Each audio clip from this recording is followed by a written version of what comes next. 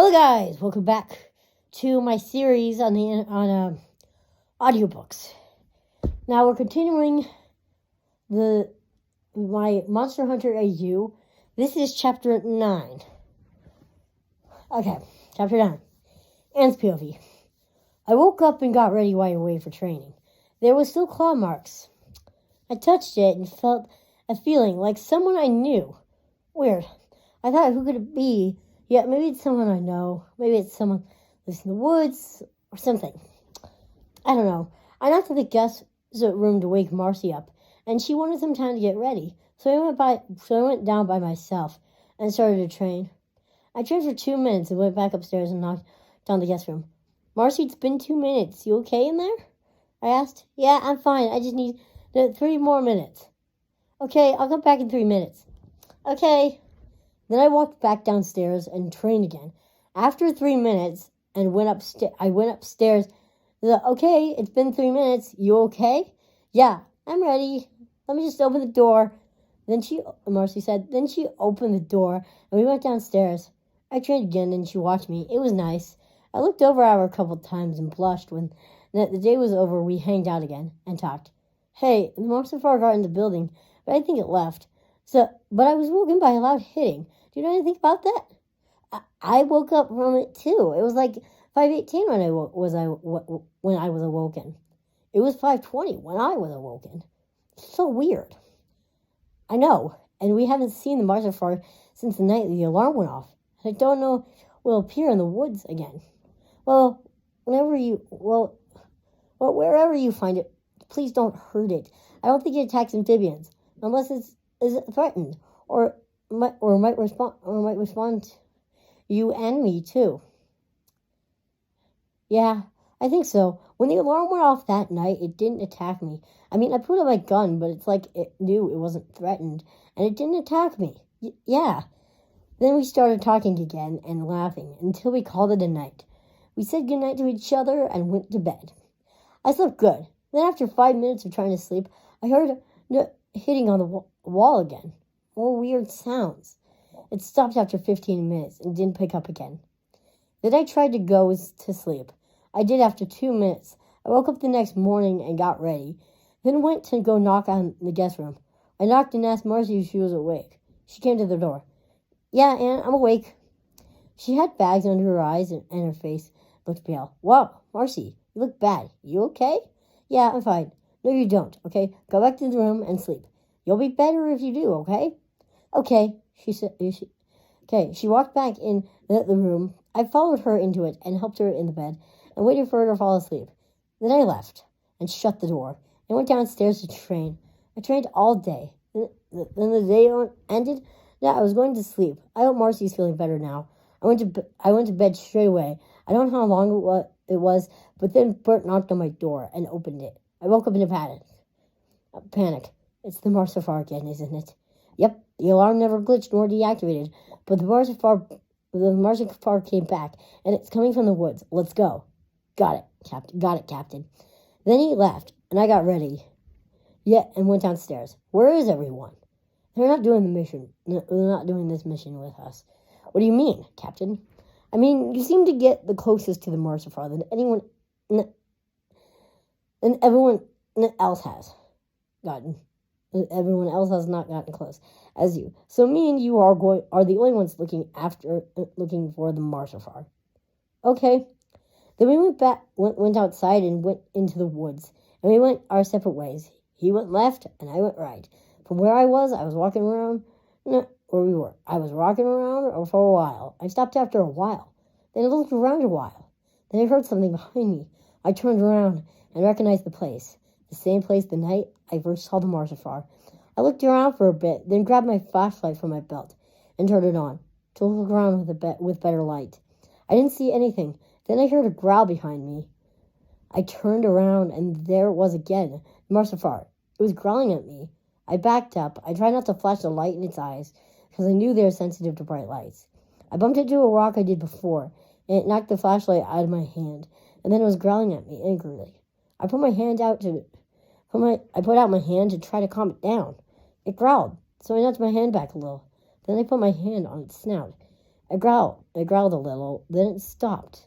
I rubbed its snout, it closed its eyes. Then a bright light from Bert's flashlight went over, so it pulled away and ran away. Bert ran up to me. You okay, Anne? I'm fine. I was trying to calm it down.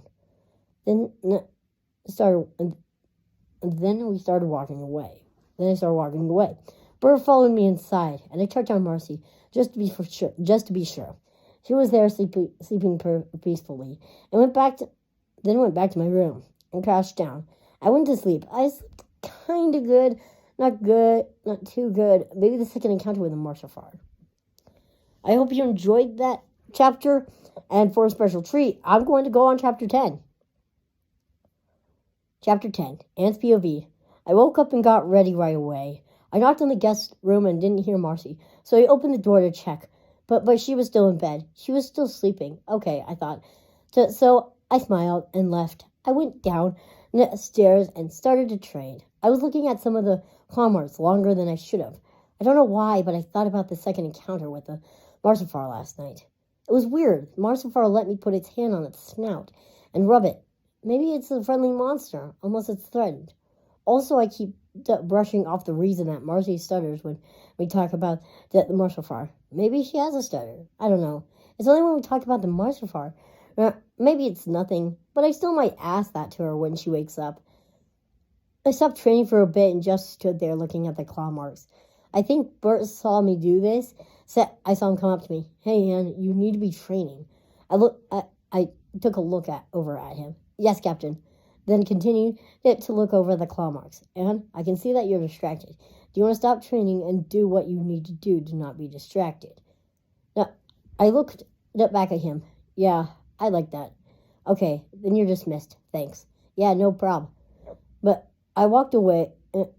He said walking away. I walked off the training area and ran over to the claw marks and studied them for a minute. When I touched the claw marks in front of my room, I felt like the Marshafar was someone I knew.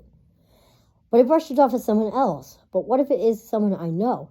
I don't know. I already got some DNA from the fur and claw dust. What if I can find who it is? That maybe try to catch it? I don't know. I stayed there studying it for a while, then stopped. I went to the 2 jars that have the fur in it because it might have some more DNA with it, because it came from the body of the Marshafar. Nothing really. Then I researched every book on the Marshafar in the library. The books told stories from long ago, like a Marshafar, and it killed almost 5,000 newts, because it felt threatened by them, not wanting to be trapped in the amphibian monster prison of Newtopia. They did get it in the prison, but this big event in amphibia history, and a time where a Marshafar attacked Woodward because it felt threatened by from a frog who threw a rock at it. I mean, not really the Marshafar's fault. In these stories, it was threatened and was just trying to protect itself. I knew this from Marcy. She was smart. She told me stuff I didn't know. I read every book about the Marshafar. I didn't know what to do after that. I sat in my chair for a while. I thought about staying up and wait for the sounds of hitting. When the night came, I stayed in my room, stayed sitting in my chair, waiting for the sound. I felt very sleepy, but I was awake the whole night. So when morning came, I laid down and slept the whole day. I didn't hear the sound. The very next night, I waited again, stayed awake the whole night, didn't hear anything, fell asleep in the morning. I did this about 5 more days, and I was tired of waiting for the sound. Nothing happened. I stopped for 2 days, then started up again. I wanted to get this on like the 20th night of waiting for the sound. It happened. It was about 10 minutes. I jumped when I heard it. After 1 minute, I heard it bust out of the door. I ran to the door and opened it. I saw the Marshafar from behind. I made some noise, and the Marshafar heard me. It turned around, and it seemed calm, like it remembered me from the encounter. It came up to me and put its head down so I could rub its snout. I didn't want to at first, but then I put my hand on its snout and rubbed it slowly.